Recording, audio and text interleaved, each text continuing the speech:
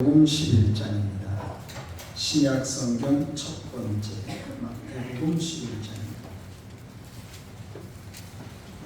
1절에서 19절까지 제가 번역해 드리겠습니다. 마태복음 11장 1절에서 19절입니다. 말씀 속에 은혜 있기를 축복합니다. 찾으신 줄 알고 제가 공동합니다. 마태복음 11장 1절에서 19절입니다. 예수께서 12제자에게 명하기를 마치시고 이에 그들의 여러 동네에서 가르치시며 전도하시려고 거기를 떠나 가시니라. 요한이 옥에서 그리스도께서 하신 일을 듣고 제자들을 보내어 예수께 여짜오되 오실 그이가 당신이오니이까 우리가 다른 일을 기다리오리이까. 예수께서 대답하여 이르시되 너희가 가서 듣고 보는 것을 요한에게 알리되 맹인이 보며 못 걷는 사람이 걸으며 나병한 자가 깨끗함을 받으며 못 듣는 자가 들으며 죽은 자가 살아나며 가난한 자에게 복음이 전파된다 하라. 누구든지 나로 말미암아 실족하지 아니하는 자는 복이 있도다 하시니라. 그들이 떠나매 예수께서 무리에게 요한에 대하여 말씀하시되 너희가 무엇을 보려고 광야에 나갔더냐? 바람에 흔들리는 갈대냐? 그러면 너희가 무엇을 보려고 나갔더냐? 부드러운 옷 입은 사람이냐? 부드러운 옷을 입은 사람들은 왕궁에 있느니라. 그러면 너희가 어찌하여 나갔더냐? 선지자를 보기 위함이었더냐? 옳다. 내가 너희에게 이르노니 선지자보다 더 나은 자니라. 기록된 바 보라 내가 내 사자를 네 앞에 보내노니 그가 네 길을 네 앞에서 준비하리라 하신 것이 이 사람에 대한 말씀이니라. 내가 진실로 너희에게 말하노니 여자가 낳은 자 중에 세례 요한보다 큰 이가 일어남이 없도다. 그러나 천국에서는 극히 작은 자라도 그보다 크니라. 세례 요한의 때부터 지금까지 천국은 침노를 당하나니 침노하는 자는 빼앗느니라.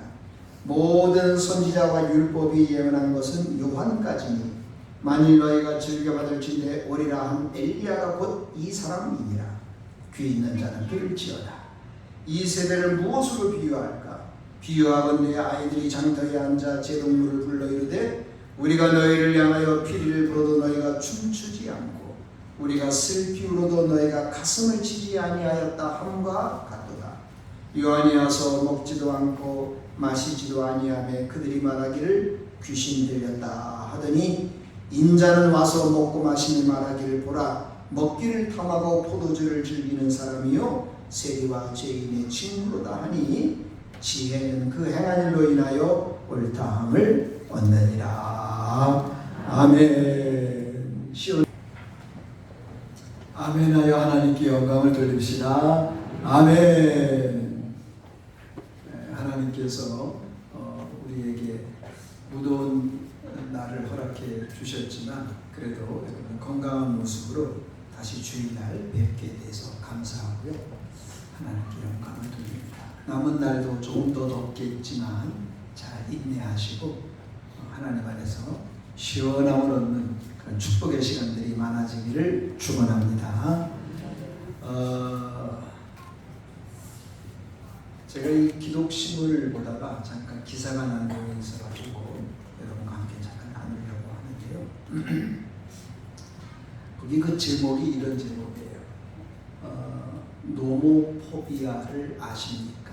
라는 말. 노모포비아. 이게 노모포비아라는 말이 무슨 말인가 하니 No Bible Phone Phobia 이런 말이에요. 그 단어를 줄여서 쓴 말인데요.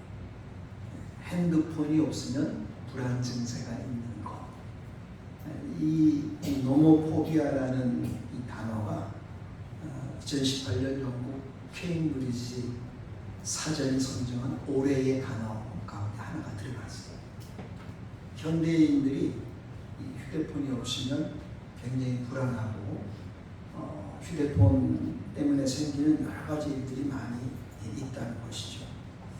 우리가 중독이라고 하면 보통 술이나 담배, 마약 이런 물질 중독을 우리가 주로 말하는데 현대인들은 도박이나 쇼핑, 게임, 또 스마트폰과 같은 행위 중독에 자기도 모르게 빠져 있다는 것입니다.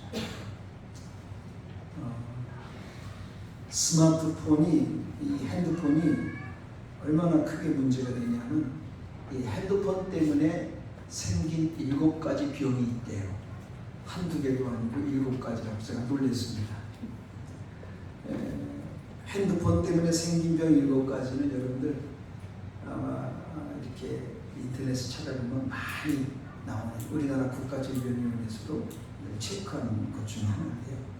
첫째가 뭐냐면 대화 단절이 생겼다는 거죠. 사람들이 대화를 안 한다는 거예요. 대화 단절의 병이 생겨요. 두 번째는 뇌 기능이 불균형해졌다는 거예요. 정상적인 뇌 기능이 잘 안 된다는 것입니다. 세 번째 질병은 많이 겪는 질병인데 수면 장애가 생겼네요.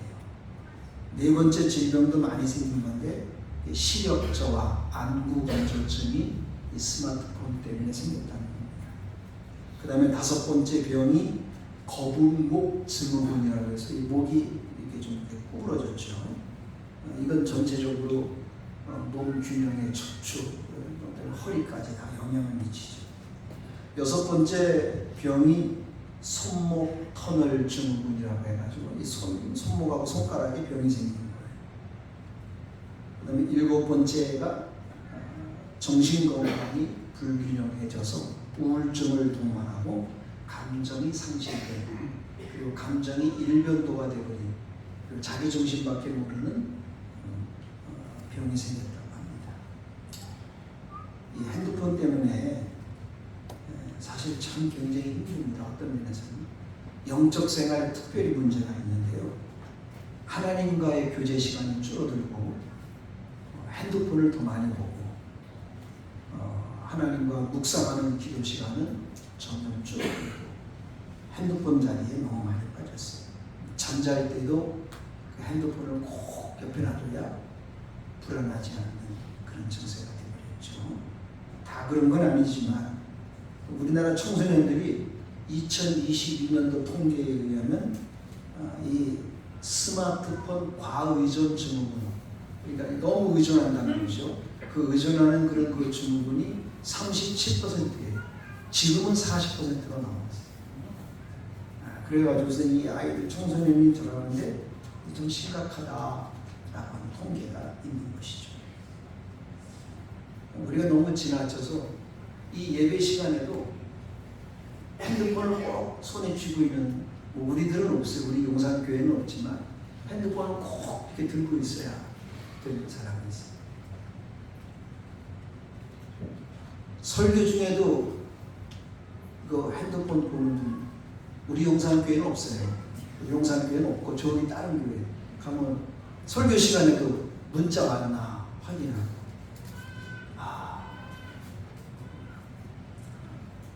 그래서 그런 재미난 말이 있대잖아요. 목사님이 예배 시작할 때 핸드폰을 끄시고 예배를 드리겠습니다. 핸드폰을 이렇게 진동으로 하고 그리고 예배를 시작하는 우스운 날도 있습니다. 그러니까 이 마음 중심에 우리가 조금도 이렇게 가만히 있지를 못해요. 그러니까 가만히 있으면 불안한 거예요. 반드시 핸드폰을 봐야, 그리고 막간을 이용해서라도 막 계속 핸드폰 보는 거예요. 그것이 우리 정신건강에 굉장히 안 좋다는 것이죠. 그래서 예배 시간만큼은 우리 용산교회는 그런 분 안 계시지만 그렇게 좀 절제하고 예배 올 때는 그렇게 진동으로 무음으로 이렇게 어떤 청소년이 밥을 먹으면서도 핸드폰을 보는 거예요. 먹으면서도 이렇게 하니까 엄마가 너무 화가 나가지고, 아니 빨리 먹고서 학교 갈 준비를 해야 되는데 핸드폰 보고 밥을 막 먹는 거예요. 그러니까 엄마가 화가 나가지고 핸드폰 보고 있는, 이렇게 핸드폰 보고 있는 이 핸드폰에다가 이렇게 확 얼굴에 테이프 tingting 막아가지고서 이렇게 되버렸어요. 테이프 막 나가고 됐어. 이거 참 그런 일이 생겼구나 생각해 보면서 우리가 이 핸드폰도 매너 모드로 잘 하고 좀 절제하고. 그래서 이 신문에 이렇게 나왔어요. 이거 이수인 교수가 쓴 글인데, 우리에게 거룩한 조절이 필요합니다. 거룩한 조절. 그 조절이라는 말을 거룩하다고 썼어요. 거룩한 조절. 조절 능력이 좀 있어야 됩니다. 이걸 끊고 예배 때는 예배에 집중하고 밥 먹을 때는 밥 먹을 때 집중하고 공부할 때는 공부할 때 집중하는 그런 것이 필요한데 이런 것이 없으니까 끊긴 현상이 없어서 안 됩니다. 세상과의 연결을 잠시 끊고 하나님과의 연결을 잘 회복하고 그것이 내 사람에게 진정한 자유와 평안을 준다라고 하는 것입니다. 오늘 본문 말씀과 오늘 제가 이렇게 서두에 드린 말씀과 약간의 연결이 있어서 이렇게 말씀을 드리는 겁니다. 오늘 본문에 보면은 세례 요한이 옥에 갇혔습니다. 세례 요한은 예수님 오시기 전에 6개월 전에 와서 예수님을 믿으세요. 예수님을 의지해야 됩니다. 그렇게 오신 메시아 예수님을 증거했던 세례 요한입니다. 근데 세례 요한이 감옥에 갇힌 거예요. 그러니까 자기가 그렇게 증거했던 예수님에 대해서 굉장히 궁금한 거 아니겠어요? 그래서 자기 제자들을 보내가지고 예수님 뭐라고 하는지 듣고 와라. 그래서 자기 제자들을 보냈어요. 그때 예수님께서 그 세례 요한의 제자들에게 한 말이 11장 4절에서 6절입니다. 우리 한번 같이 읽어볼까요? 4절에서 6절입니다. 시작. 예수께서 대답하여 이르시되 너희가 가서 듣고 보는 것을 요한에게 알리되 맹인이 보며 못 걷는 사람이 걸으며 나병한 자가 깨끗함을 받으며 못 듣는 자가 들으며 죽은 자가 살아나며 가난한 자에게 복음이 전파된다 하라. 누구든지 나로 말미암아 실족하지 아니하는 자는 복이 있도다 하시니라. 아멘. 예수님께서 세례 요한의 제자들에게 한 말이에요. 그러니까 지금 세례 요한은 제자들도 그랬지만 세례 요한은 아니 예수님 메시아이듯이 예수님이 오셔서 우리들과 이 나라 민족 좀 어떻게 해야 되는데 예수님은 그냥 뭐 그렇게 크게 소식이 들리지 않아. 들린다고 하는 소식이 뭐 원수를 사랑하라 하는 말씀하시고 인자를 따르라 그리고 주님의 말씀을 이렇게 다 회복해야 된다 하는 그런 말씀만 하시지 자기가 좀 옥에 불의하게 옥에 갇힌 거거든요. 그 자기도 좀 어떻게 해주고 이 나라와 이 민족을 좀 어떻게 해줬으면 좋겠는데 예수님 그런 말씀을 안 하신 거예요. 그때 예수님께서 나로 인해서 실족하지 않는 자는 복이 있다 이런 말씀을 했어요. 그리고 예수님의 제자들이 간 다음에 무리들에게 거기 남아있는 사람들에게 5가지 말씀을 하십니다. 그런 말씀이 또 중요해서 제가 여러분에게 잠깐 말씀을 드리려고 하는데요. 첫 번째 무슨 말을 하냐면 7절에서 8절입니다. 7절 8절 제가 읽어드리겠습니다. 그들이 떠남에 예수께서 무리에게 요한에 대하여 말씀하시되 너희가 무엇을 보려고 광야에 나갔더냐? 바람에 흔들리는 갈대냐? 그러면 너희가 무엇을 보려고 나갔더냐? 부드러운 옷 입은 사람이냐? 부드러운 옷을 입은 사람들은 왕궁에 있느니라. 그러니까 이 세례 요한의 제자들이 가고 나서 예수님 주변에 많이 몰려있는 사람들에게 예수님께서 첫 마디가 뭐냐면 너희가 무엇을 보려고 나갔느냐? 무엇을 보려고 갔느냐? 이건 세례 요한과 세례 요한의 제자들과 여기 있는 제자들에게도 똑같은 거예요. 그리고 오늘 이 말씀을 듣고 있는 여러분들에게도 이 말씀을 전해줍니다. 여러분 무엇을 보려고 나가십니까? 여러분 무엇을 보려고 교회 오십니까? 여러분 지금 무엇을 보고 계십니까? 지금 여러분 생각 속에 무엇을 생각하고 계십니까? 이거 우리 주님께서 말씀하십니다. 광야에 흔들리는 갈대를 보러 왔느냐? 그렇지 않으면 부드러운 옷 입은 사람을 보려고 왔느냐? 부드러운 옷 입은 사람은 왕궁에 있다.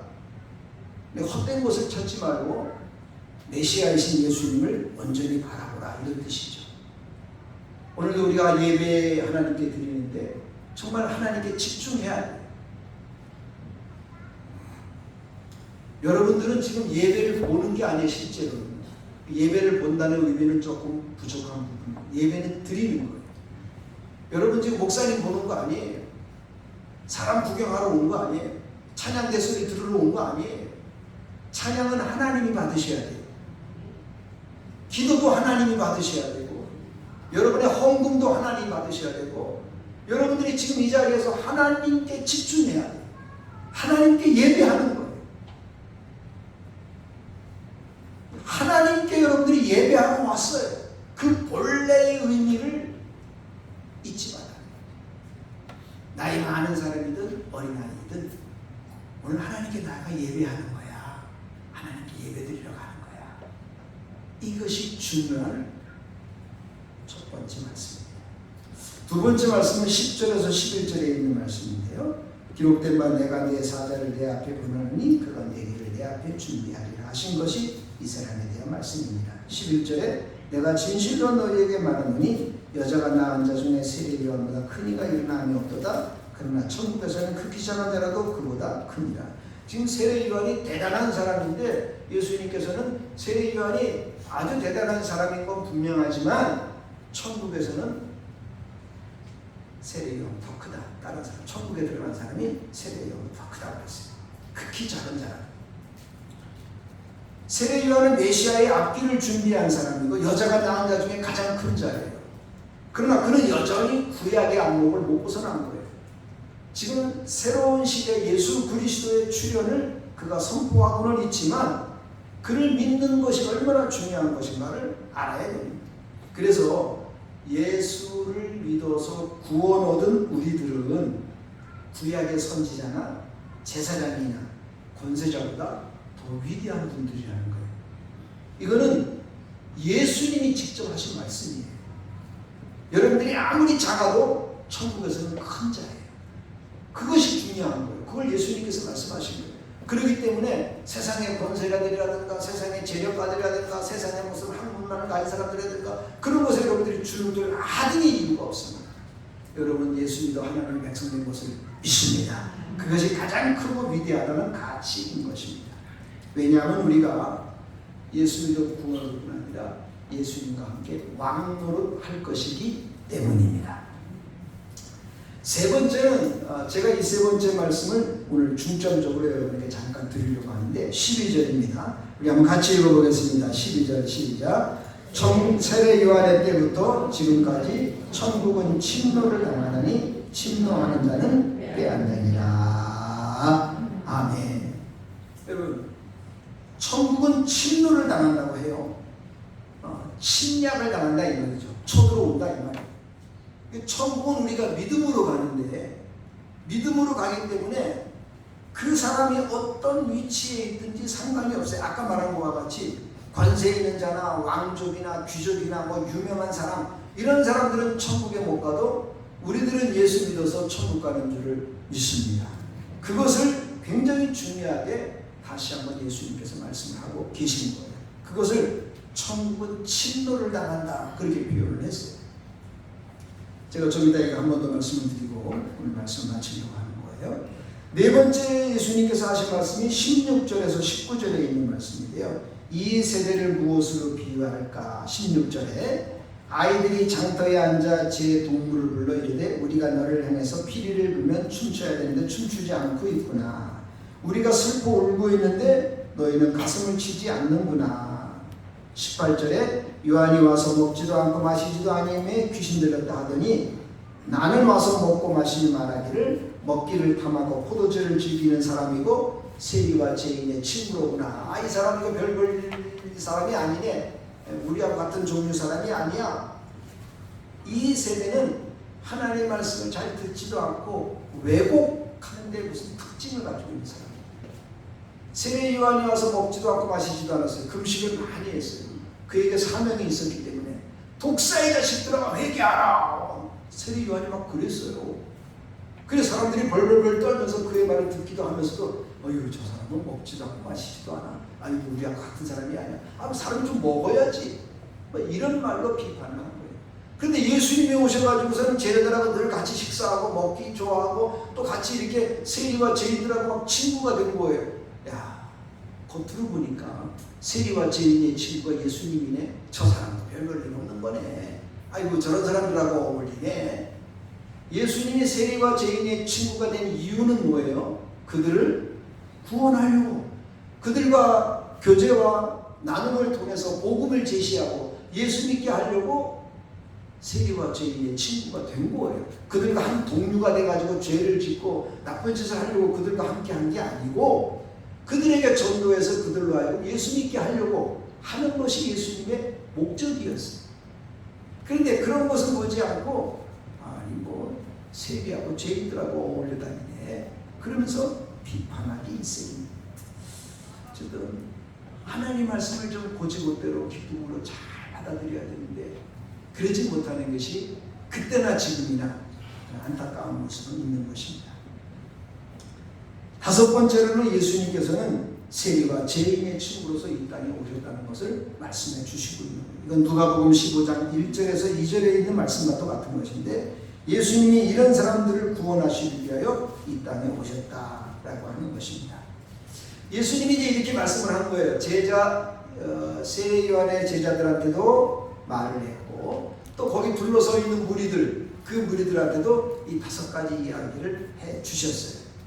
근데 예수님께서 이렇게 말씀을 하셨으면 그래 좀 알아들어야죠. 예수님이 말씀하신 의도는 분명하거든요. 그리고 어려운 말이 아니었어요.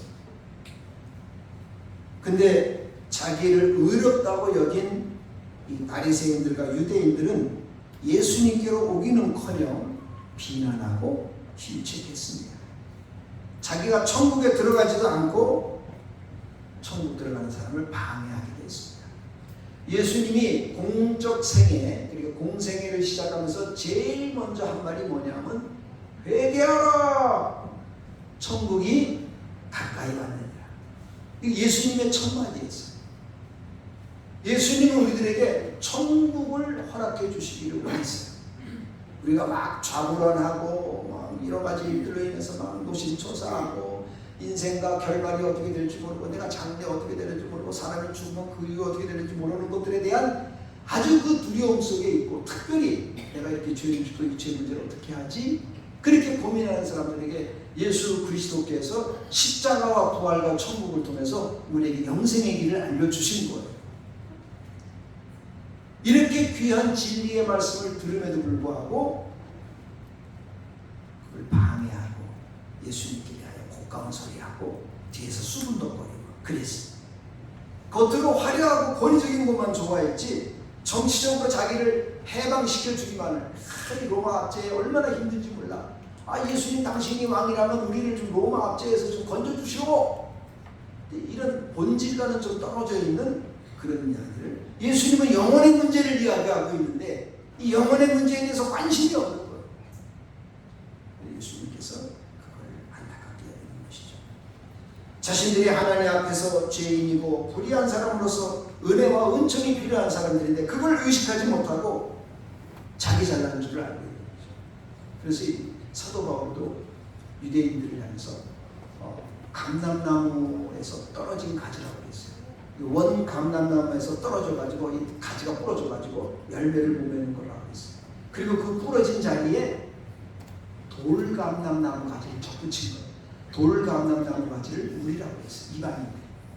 그래서 그 감람나무에 부러진 자리에 돌감람나무 가지를 붙여서 막 침여매고 이렇게 접붙임을 통해 가지고 그 가지가 원래는 감람나무 열매를 맺을 수 없는 흉측하고 아무 열매도 맺을 수 없는 멍텅구리 같고 참 보잘것없고 아무런 가치가 없는 이 돌감람나무 가지가 감람나무에 붙어가지고 거기서 아주 멋진 열매를 맺게 된 거예요. 그걸 구원이라고 말을 한 거예요. 사도 바울. 예수님도 그 얘기한 거예요. 그래서 이 원감람나무 가지가 많은데 다 떨어진 거예요. 그래서 거기에 돌감람나무 가지들이 날 붙여주세요. 날 붙여주세요. 그래서 붙여서 그 나무 주인이 좋아 그래 너희들 막 붙여 다 붙여. 원래 이 원감람나무 가지는 너무 잘난 척이나 하고 자기 잘난 줄 알고 그래 다 떨어진 거야. 열매도 못 맺는 거예요. 그래서 잘라버렸어. 거기에다가 돌감람나무 가지 원래 열매를 잘 맺지 못하는 나무가인데 붙여놨어. 접붙임을 통해 가지고 진액을 빨아가지고 확 넘치니까 이 그냥 생기 없고 말라 비틀어지고 열매도 없는 이 돌감람나무 가지에 원줄기 뿌리에서부터 막 생장력이 나오고 차양력이 나오니까 와 열매를 많이 맺힌 거예요. 우리 12절 같이 한번 읽어보겠습니다. 12절 마태복음 11장 12절 한 번 더 읽습니다. 시작. 세례 요한의 때부터 지금까지 천국은 진노를 당하니 침노하는 자는 빼앗느니라. 아멘. 어디가 침노를 당해요? 천국이 침노를 당한다. 그래서 침노하는 자는 그 천국을 빼앗는다고 그랬어요. 여러분, 이 표현이 예수님이 하신 표현이에요. 천국은, 여러분 이 말씀 아주 중요하니까 꼭 좀 잘 들으시고, 천국은 빼앗는다고 빼앗는 게 아니에요. 쳐들어간다고 쳐들어갈 수 있는 것도 아니에요. 물건이 아니에요. 뺏고 뺏기는 그런 물건이 아니에요. 전쟁을 치르는 것도 아니에요. 뺏을 수도 없고 뺏길 수도 없는 거예요. 천국은 하나님이 다스리는 통치하는 나라예요. 누가 그것을 빼앗을 수 있겠어요? 없어요. 천국은 힘으로 가는 게 아니에요. 하나님 나라는 돈이나 권세나 빼들어 가는 거 아니에요. 많이 배웠다고 가는 거 아니에요. 얼굴 잘생겼다고 가는 거 아니에요. 하나님 나라는 무엇으로 가죠? 믿음으로 가는 거예요. 그런데 왜 이런 표현을 했느냐 이 말이에요. 이 천국이 침노를 당한다라는 이 문장을 해석하는 전통적인 해석이 있어요. 대부분 한 3가지 해석이 있었는데 그 중에 이제 하나가 전통적인 해석이죠. 첫 번째 어떤 해석이 있었는가 하니, 요한의 때부터 천국을 앙망하는 자들이 많이 생겼는데 당시는 로마 압제와 헤롯의 폭력, 또 유대인들 제사장들이 탈법이 판을 쳤어요. 그래서 공의와 진실은 없고 오직 물질, 권세, 아첨하고 이런 것만이 판을 치게 됐어요. 그러니까 살맛이 안 나는 거예요. 그래서 천국을 더 갈망하게 된 거예요. 어떻든지 간에 천국 가고 싶은 거예요. 이 땅에서는 재미가 없는 거예요. 살맛이 안 나는 거예요. 가난한 사람은 너무 힘든 거예요. 그래서 열심당원도 생기고 지하당원도 생기고 독립군도 생기고 현실 도피하는 SN파 사람들도 생겼어요. 이 사람들이 천국을 앙모하는 거예요. 천국을 바라보는 거예요. 그래서 그 내용을 천국을 침노한다, 그렇게 해석을 하는 사람들도 있었어요. 두 번째 어떤 해석이 있었는가 하니, 하나님 나라는 로마나 헤롯에 의해서 철저히 침략당했다는 거예요. 유대 나라가 다 침략을 당했잖아요. 우리가 일제 36년 당하고 공산치하에서 어려움도 겪고 막 그랬잖아요. 이들이 나라가 다 힘들고 어려운 거예요. 그리고 그 당시 헤롯도 에돔 사람이고, 왕이 헤롯 유대 사람이 아니에요. 로마도 이방인이에요. 그러니까 유대 나라를 전부 짓밟아 버린 거예요. 그리고 종교까지 타락을 해서 한 통속이 되어버린 거예요. 그러니까 이 아름다운 하나님의 나라, 유대 나라가 헤롯에 의해서, 로마에 의해서 짓밟힌 거예요. 그거를 침략당했다고 표현을 한 거예요. 하나님 나라가 침략을 당했다. 그래서 한탄하는 거죠. 한탄하는 거예요. 그래서 이 12절을 이렇게 한탄하는 표현으로 했다는 해석도 있습니다. 세 번째 해석이 전통적인 해석인데요. 천국은 열심히 주님을 따르는 자들이 들어간다는 해석입니다. 그렇습니다. 이 해석을 많은 이들이 좋아하고 지금도 주장합니다. 주님은 제자들에게 이 사실을 알려주었다고 합니다. 적극적이고 열심내고 부지런하고 애쓰고 힘쓰는 자들이 천국에 들어간다. 그들이 천국을 침노한다. 천국을 빼앗는다. 그렇게 표현을 한 것입니다. 누가복음 16장 16절에 보면 율법과 선지자는 요한의 때까지요, 그 후부터는 하나님 나라 복음이 전파되어 사람마다 그리로 침입하느니라, 이렇게 표현을 했어요. 침략을 당한다, 침입한다, 이런 표현은 잘 쓰지 않는 표현인데 어쨌든 이 마태복음과 누가복음에 기록이 된 거예요.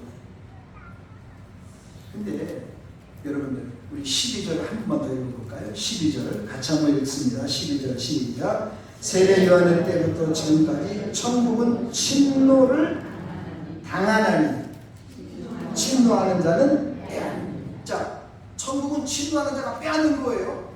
그러니까 천국이 지금 침노를 당한다고 그랬어요. 침노를 당한다. 침노를 당한다. 침노를 당한다라는 건 조금 어려운 말로, 이건 능동태가 아니고 수동태예요. 이 단어가.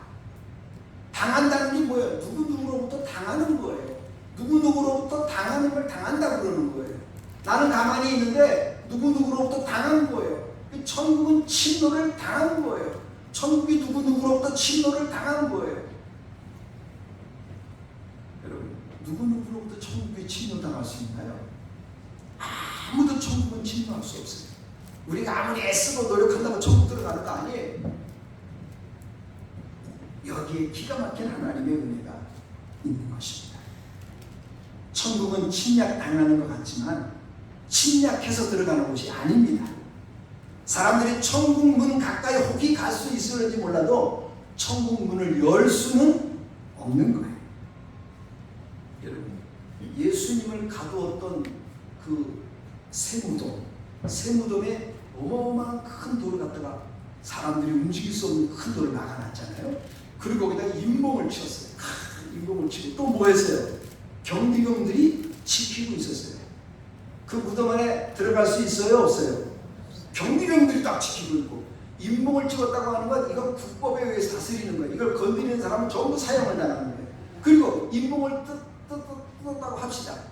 그 돌을 어떻게 하겠어요? 그 돌을 아무도 움직일 수 없는 그 돌을 어떻게 움직이겠어요? 그 돌이 움직여졌고 인봉이 뜯겨졌고 병사들은 어떻게 됐어요? 다 혼절을 하고 예수님께서 부활의 모습으로 나온 것입니다. 하나님이 그렇게 하셔야 되는 것입니다. 구원은 전적으로 하나님이 하는 일입니다. 하나님이 우리를 떠밀지 않으면 천국에 인도될 수가 없는 거예요. 천국은 침노하는 자가 뺏는다고 했습니다. 천국은 침노하는 자가 뺏어요. 천국은 침노하는 자가 뺏어요. 아무도 그 천국을 침노할 수가 없어요. 그런데 하나님이 우리보다 밀어 제끼시는 거예요. 하나님이 그를 떠밀어서 그 천국 중심에 놓는 것입니다. 여러분, 서울에 가면 지금은 좀 덜합니다만 러시아어 때는요, 전철을 타려면 그냥 사람이 우 하면서 어떻게 돼? 그냥 떠밀려 들어가는 거예요. 떠밀려 들어가는 거예요. 사람이 콩나물 실까지 꽉 찼어요. 어디 도착합니다. 종로상가 도착합니다. 문이 열렸어요. 어떻게 돼요? 우 나는 발에 둥둥둥 떠가지고 내려가는 거예요. 떠밀려 내려가는 거예요. 천국은 현재적 천국과 미래적 천국이 동시에 공존합니다. 현재적 천국이라고 하는 건 하나님이 나를 통치하고 다스리는 거예요. 하나님이 나를 다스리는 거예요. 하나님이 나를 주관하시는 거예요. 누구든지 예수 믿는 사람은 예수님이 나의 뭐예요? 주인이세요. 내가 주인이 아니고 누가 주인이에요? 예수님이 주인. 사랑하는 여러분들, 하나님께서는 우리가 좀 게으르면 열심을 내라고 하십니다. 미지근한 신앙이면 어떤 신앙이 되라고 그래요? 뜨거운 신앙이 되라고 합니다. 하나님은 계속 우리를 떠미십니다. 천국문에 들어가도록 하나님이 떠미십니다. 그래서 수동태예요. 하나님이 나를 미니까 내가 자꾸 밀리는 거예요. 하나님이 나를 자꾸 미세요. 나를 자꾸 밀어. 자꾸 하나님 나를 밀어요. 믿음 생활 잘하라고. 열심을 내라고. 우리 그렇게 해서 안 된다. 미지근해서 안 돼. 열심을 내라. 내가 할 수 있는 일이 아니에요. 하나님께서 나를 자꾸 떠미는 거예요. 그래서 수동태. 하나님에 의해서 내가 떠밀려가는 거예요. 내가 할 수 있는 일이 아닙니다. 하나님께서 나에게 이런 일 저런 일을 당하게 하셔서 나로 하여금 깨닫게 하십니다. 이런 사람 저런 사람의 말을 통해서 나에게 경각심을 줍니다. 천국 백성으로 살게 하시려고 하나님은 오늘도 이 시간에 여러분에게 말씀하고 계십니다. 들으셔야 말씀을 들으셔야. 하나님의 말씀에도 듣지 않고 하나님이 자꾸 떠밀어도 움직이지 않고 이래서야 되겠어요. 천국은 오직 믿음으로만 갑니다. 그걸 하나님이 매일 매 순간 알려주는 거예요. 하나님 나라 믿음으로 가는 거예요. 그런데 그 믿음이 죽은 믿음이어서는 안 된다. 산 믿음이에요. 부지런하여 열심을 품고 주를 섬기는 믿음의 모습을 가져야 돼요. 주님의 마음을 품는 것만이 가장 인간다운 마음이라는 것을 오늘도 알려줍니다. 여러분, 여러분의 마음은 예수님 마음이어야 가장 인간다운 마음이에요. 그 마음 아닌 마음은 다 타락한 마음, 죄된 마음, 범죄한 마음이에요. 예수님의 마음만이 가장 인간다운 마음이에요. 그런 마음 가지고 살아가시기를 축원합니다. 주님의 뜻과 목적대로 사는 것이 하나님의 길입니다. 예레미야 7장 13절에 여호와의 말씀이니라. 내가 너희에게 말하되 새벽부터 부지런히 말하였느니라. 하나님은 자꾸 말씀하세요. 자꾸 말해. 얼마나 부지런히 말하는지 선지자들을 많이 보내가지고 말씀하세요. 예레미야 12장 16절 그러므로 너희도 내 백성의 도를 부지런히 배우라. 그리하면 세움을 입으리라. 사랑하는 여러분, 천국은 진노하는 자가 차지합니다. 하나님이 우리로 하여금 진노하여 차지하게 하십니다. 천국을 차지하게 하세요. 우리는 순종하면 됩니다. 하나님이 떠밀으실 때 떠밀려고 하면 되는 거예요. 무슨 일을 하려거든 무슨 힘으로 하라고요? 하나님이 주시는 힘으로 하는 겁니다. 우리가 말하려거든 하나님의 말씀으로 하는 거예요. 실제로 하나님이 힘을 주셔야 내가 힘이 되고 하나님 말씀해 주셔야 내가 말도 잘합니다. 여러분이 하는 말도요. 예수님의 말을 자꾸 배우셔야 돼요. 자꾸 배워야 좋은 말을 하게 됩니다. 하나님께서 우리를 그렇게 환경과 마음을 이끄시고 오늘날까지 오신 것입니다. 그래서 우리가 이렇게 고백하잖아요. 나의 나 된 것도 하나님의 은혜요. 이제껏 내가 산 것도 하나님의 은혜요. 성경에 있는 말 그대로 이제껏 내가 산 것도 하나님의 은혜요. 나의 나 된 것도 하나님의 은혜요. 그렇습니다. 거저되는 것 없어요. 하나님이 은혜 주셔서 되는 거예요. 하나님이 자꾸 우리를 떠밉니다. 믿음 생활 잘하라고 열심을 굽고 주를 섬기라고 자꾸 그렇게 하면 안 돼. 열심을 내서 주님을 잘 섬겨야지. 자꾸 우리를 떠미시는 거예요. 근데 우리가 안 가려고 자꾸 그래 보세요. 여러분, 소를 이끄는 소 주인이 소를 자꾸 끌어가는데 소가 안 가려고 막 이래 보세요. 그 얼마나 볼썽사납겠어요. 얼마나 볼썽사납겠어요. 이리야 때리는데 안 가. 그럼 그 소주인이 화가 날까 안 날까? 화가 나죠.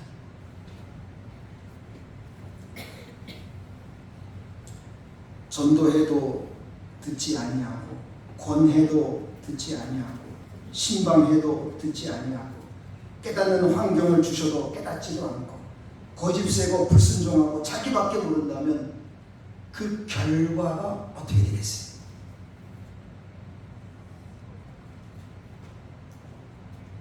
구약 성경 한 구절 보고 마치겠습니다. 예레미야 12장입니다. 예레미야 12장 좀 앞에 가면 있습니다. 구약 성경 뒷부분입니다. 12장 16절에서 17절 두 절 볼까요?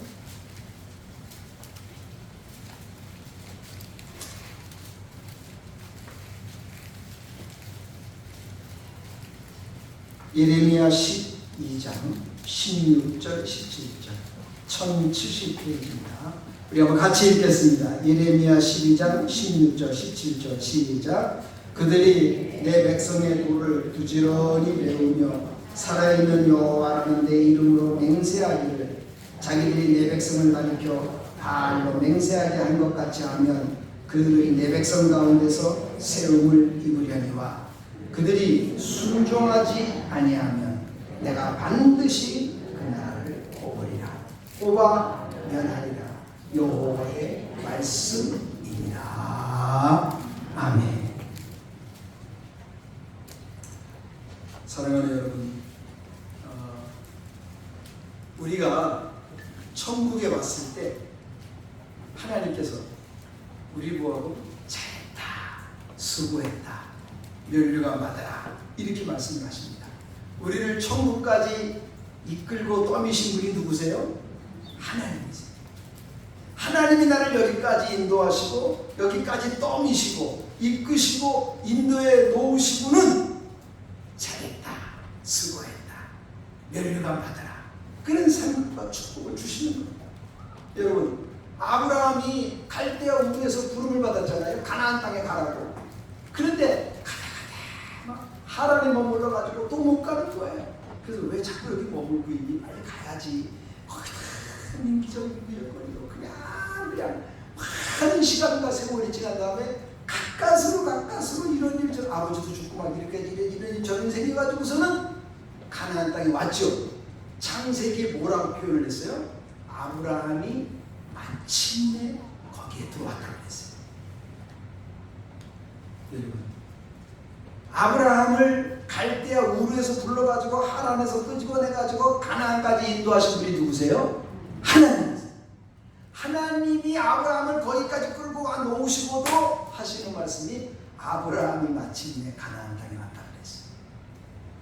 하나님이 해놓으셨는데 아브라함이 한 것처럼 기록을 했어요. 아브라함이 아니고 누가 하신 거예요? 하나님이 하신 거예요. 내가 한 게 아니고 누가 한 거예요? 하나님이 하신 거예요. 오늘도 하나님께서 우리에게 은혜를 주십니다. 그 은혜를 힘입고 하나님의 뜻대로 살아가시는 저와 여러분에게를 축원합니다. 오늘 이 순간에도 하나님이 나와 함께 하십니다. 말씀하시고 제청하십니다. 일어나 걸으라 내 너를 도우리라. 주님 주시는 은혜로 오늘도 내일도 힘있게 살아가시기를 축원합니다. 하나님 감사합니다. 생명의 말씀 주셔서 천국은 침노하는 자가 차지하게 하시오니 감사합니다. 하나님께서 우리로 하여금 침노하도록 힘주시고 떠미시고 이끄시고 역사하셨습니다. 은혜를 베풀어 주셨습니다. 그리고 천국에 들으시고 잘했다 칭찬하시는 축복의 주님이십니다. 그 주님 오늘도 의지하여 승리하며 나아가는 저희들이 다 되게 해 주옵소서. 이 땅에서 이 시간에 현재에서 아버지 우리가 하나님 나라와 천국을 경험해야만이 하나님 나라 영원한 천국에 우리가 다 갈 수 있사오니 이 땅에 사는 동안에 주님 잘 믿고 사는 저희들 되게 해 주옵소서. 마음은 예수님 마음을 담게 해주세요. 생각과 말은 예수님이 원하는 대로 하게 해주세요. 예수님이 원할 때 참다운 아름다운 역사가 우리 인생 속에 꽃을 피울 줄 믿사오니 주님 의지하여 승리하는 우리 모든 성도들 다 되게 해 주시옵소서. 예수님의 이름으로 기도합니다. 아멘.